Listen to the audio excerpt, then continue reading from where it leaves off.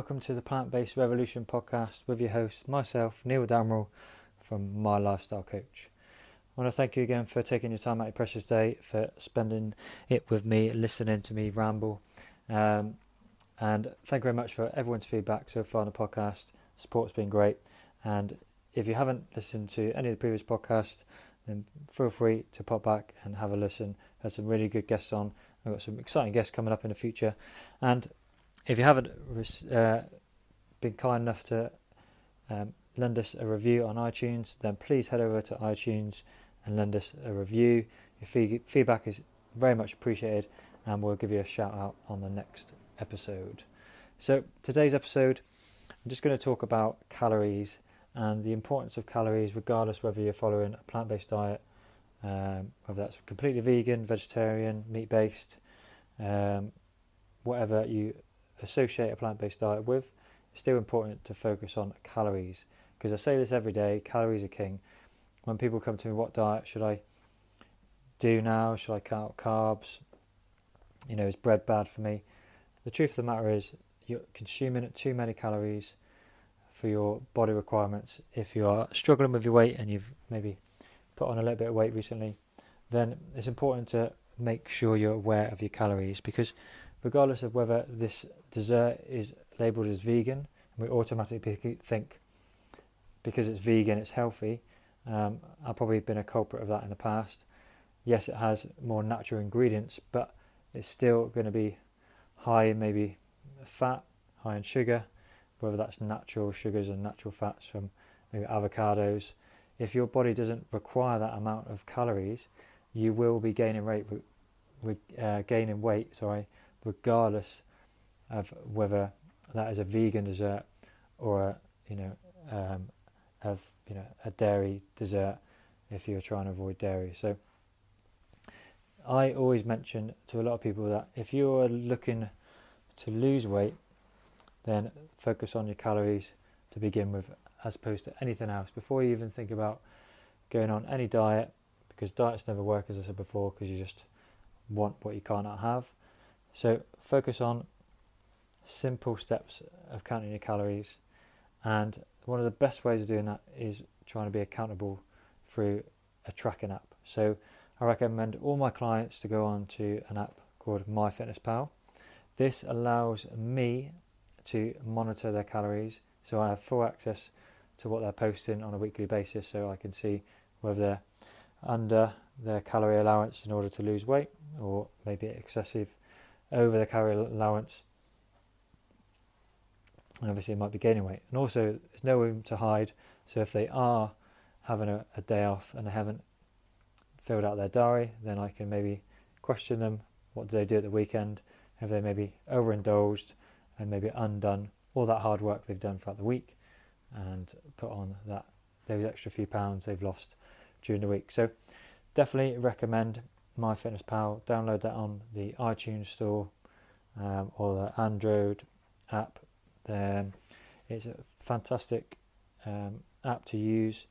And if you think about calories as you would do spending, so because all the time, if you think about when we're trying to save money or we're trying to save calories, they work in the same principle. So we all want more money, and we all want to lose weight and lose body fat. So they kind of go hand in hand in my eyes, because if you're looking to save money, whether that's for a holiday or for a mortgage, then the first thing you have to do is look at your bank statement. You need to know where all that money's going each month. So we get one big paycheck at the beginning of the month, and then by the end of the month we wonder where all the money's gone. So obviously we account for a few bills here and there that we're aware of, maybe our rent, our mortgage, gas bill, electric bill, food to a certain point.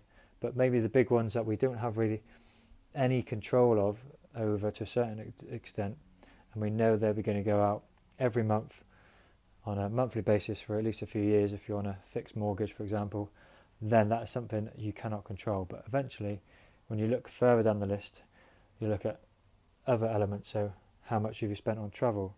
How much have you spent on eating out? How much have you spent on going to the cinema? How much have you spent on clothes? How much have you spent on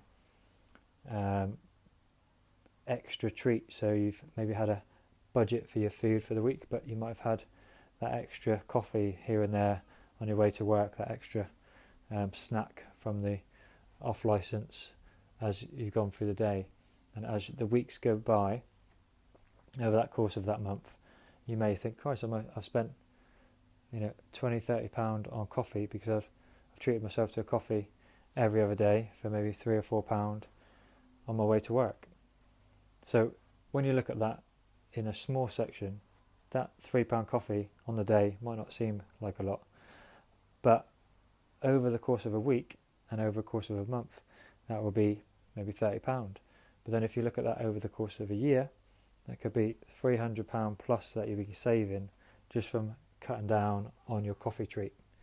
And if you look at that in the same way as you would do your calories, if you remove that extra chocolate bar you might have had, or maybe had one biscuit instead of 6, you could be saving yourself 200 calories that day just from having one biscuit instead of 6.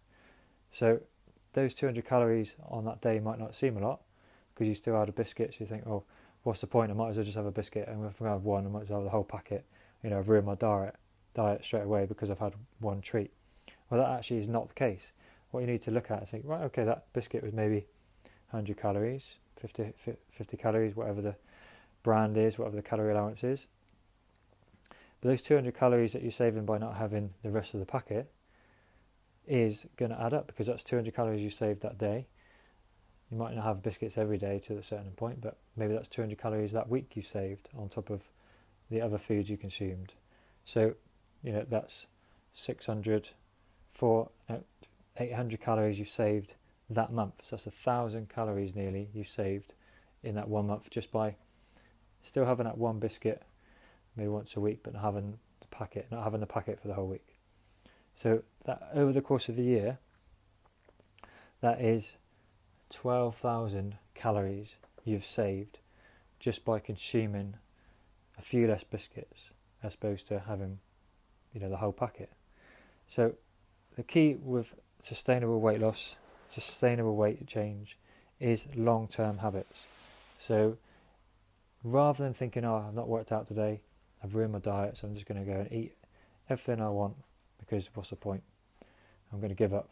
But that's actually not the case. There's a small percentage out of the course of the year that you haven't followed your plan, and everybody's human. Nobody's perfect. We're all going to have days when we don't want to work out. We're all going to have days when we're not going to eat as healthy. But if the days that you eat healthy and the days that you work out outweigh the days where you're unhealthy, then you are going to see results. You just need to have that mindset to focus on looking long term. You can't keep looking short term. You can't get disappointed by having a bad week, because that is 1 week out of 52. It's 1 day out of 365 days. You need to be looking at the long term. So with the calories, like I said, the more conscious you are about counting those calories, the healthier and the easier you're going to see that weight loss gradually over maybe a period of months, years, depending on how much you want to lose. And I always recommend that you would maintain a sustainable weight loss by trying to lose about a stone over a period of 3 months. So that way you're going to lose it sustainably. You're not going to have a yo-yo pattern going in by going in some extreme diets. You're not going to restrict everything and then as soon as you come off the diet, eat everything in sight again because you haven't had those treats for a long time. You could just stick with your normal diet as it is now, but just count the calories and see where those excess calories are coming from. So you might be having a load of nuts because they're healthy, but are you having too much? Almonds are very high in calories, so is walnuts, so is most peanuts. But if they're in your calorie allowance, you can still eat them, and they're obviously going to be a healthier snack than a chocolate bar. But if you're having a whole packet of almonds as opposed to a chocolate bar, then it is going to be in excess of your calories. So, and it's important to really kind of be conscious, calorie conscious, really focus on, if you're buying a vegan chocolate, then look at the ingredients, how many calories is in that chocolate. Just because it's vegan, yes, obviously it's going to be dairy free if you want to exclude dairy. yes, but we're going to have a better impact on the environment and less cruelty to animals if that is a driving force for you to be a vegan, for example. But if it's still high in calories, which I expect it will be because it will still have quite a lot of fat in it, then regardless of having that chocolate bar, you're still going to gain weight if you're not accounting for those calories in your daily diet. So a simple rule that I work with people, we'll work with their macros and work with their calorie allowance in a more detailed basis, but a simple rule to follow for most women and most men, a man would want to consume on average 2,500 calories a day. So if he wanted to lose weight, you want 500 calories less than that a day, so his calorie allowance for the day would be 2,000 calories. And a woman is generally 2,000, so having a calorie deficit of 500 would be 1,500 calories. So 1,500 calories a day will help them lose weight as well. And also you've got to remember there are calories in the drinks you drink as well. So a lot of us don't account for the drinks we consume. So you might have a orange juice, for example. You may have an alcoholic drink. They are all going to provide you with some form of calories. The only drink on the planet generally with very little or zero calories is water. So unless you're just drinking water all the time, then you are going to be consuming some element of calorie or calories depending on what drink of choice you have. Soda drinks, for example, then they are still going to add to your calorie allowance throughout the day. So try and eat your food, eat your calories rather than drink your calories. That's a much better way because it takes you longer to eat that food, where you can easily, as we all have done in the past, go down the pub, drink 2 or 3 beers, and that's 250 calories on average maybe per pint. So 500, 750 calories quite easily done of an evening, and that's not even accounting for the food you've consumed throughout the day. So that is my main tip for you, is just to be really, really calorie conscious. I'm going to go into more detail on this maybe on another podcast, and we'll get another guest on to talk about this, but I just wanted to kind of highlight the importance of calories regardless of whether you're a vegan or if you're following more of a vegetarian plant-based movement. However, there are still calories, so make sure you're aware of these calories, and that will definitely help you achieve the weight loss that you want to achieve. If you are aiming for weight loss, if you're looking to gain weight, then it's going to be the same principle. You just want to add extra weight by adding extra calories, and again you need to be conscious of how much you're consuming, because trust me, from a guy that's trying to gain a bit more muscle in the past, adding those extra calories in is probably just as challenging as trying to keep the calories out of your diet, to try and eat so much more to try and gain weight, especially if your body is not naturally predispositioned to maintain large amounts of muscle. So if you want to know more about all this, then feel free to give us a shout out, give us a DM on Instagram at My Lifestyle Coach, or you can contact me at hello@mylifestylecoach.uk. Also, there's a plant-based revolution podcast community that is now on Facebook, so if you'd like to join that, it's very fresh and new. I'm just looking to grow that to try and help you guys along the way to adopt to a more healthier, sustainable plant-based diet and feel healthier and more vibrant in your life. There is at the moment just a few members. We're just growing this gradually, but I'll be in there soon to engage with you and add more content, add more advice, and really help you as much as I can, answer any questions you have face to face to help you on your journey to achieve a sustainable long-term weight loss that you will be able to maintain for the rest of your life. No more yo-yo dieting, no more fad diets, just increasing the amount of vegetables in your diet, maybe restricting a few things, but certainly not actually excluding anything. So if that's something that you're interested in, then head over to Facebook and search the Plant-Based Revolution podcast community, and we can get you joined up all for free and help you along your journey. So just to recap what I've discussed today: calories are king.